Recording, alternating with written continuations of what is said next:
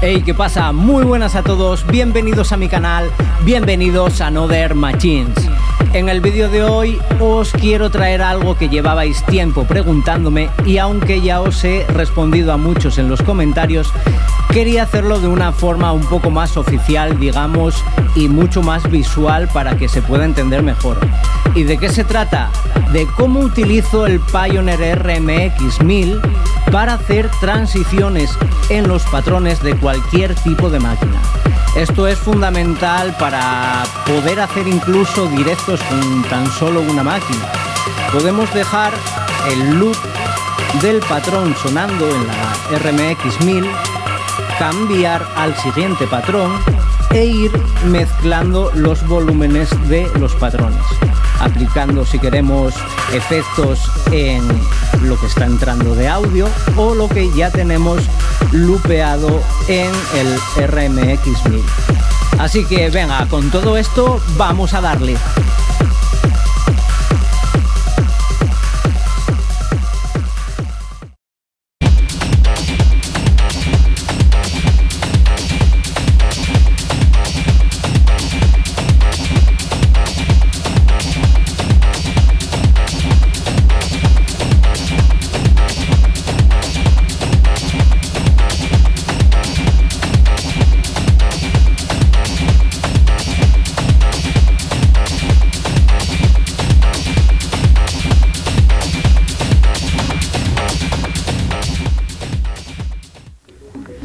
Vale, ya tenemos nuestro Pioneer RMX 1000 configurado, ya hemos hecho la configuración en nuestro editor y lo hemos pasado a la tarjeta SD. Debemos de asegurarnos que estamos en modo usuario.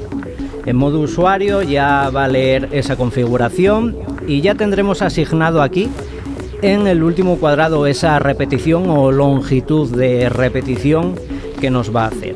Lo primero que debemos fijarnos es que el knob del XPath está en el centro y el pitch también en el centro para que no haya ninguna modificación, ¿vale? El roll debe estar activado, el hold también, para que mantenga pulsada esa repetición. Esto al principio requiere un poco de práctica, pero luego ya va a ir mucho mejor y ya sabemos cuándo darle y golpear el pad para que entre bien dentro del tempo, ¿vale? También tenemos que tener el cuantice activado y el auto activado. Vamos a ver un ejemplo para que veáis cómo queda activado un patrón, esta vez en la Digiton, pero podemos utilizar cualquier otra máquina. Vamos a cambiar el patrón y gradualmente vamos a ir bajando este volumen para que veáis cómo se mezclan unos con otros, cómo va desapareciendo uno y va entrando el siguiente. ¿Qué cosas buenas también tenemos con este Pioneer RMX 1000? Que los efectos o la parte del isolator, del QTAF, del transroll y demás, podremos decir a qué parte afecta, ¿vale? A lo que tenemos aquí lupeado en el pad o a lo que está entrando de audio. Imaginaros que tenemos un loop y está sonando y queremos quitarle las frecuencias bajas al nuevo patrón que va a salir a la luz a la vez que estemos bajando este knob. Pues vale, vamos a quitar el XPath, por ejemplo, y no afectará a nuestro loop. Al bajar aquí en las frecuencias graves va a afectar solamente y va a quitar los graves al nuevo patrón que esté saliendo de forma gradual al bajar el volumen. Esto nos permite hacer como una especie de ecualización o agregar efectos a la parte que deseemos. Vamos a hacer un ejemplo de una forma sencilla y básica para que vayamos entendiendo cómo va.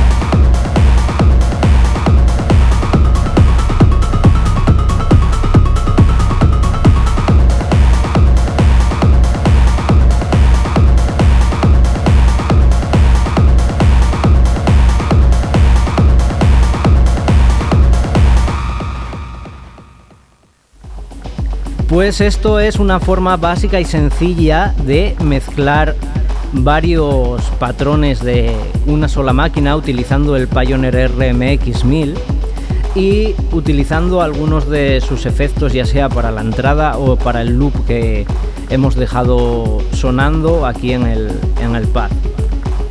Con esto nos permite que con una sola máquina podamos hacer un directo y utilizar esta especie de transición gradual de volúmenes entre diferentes patrones.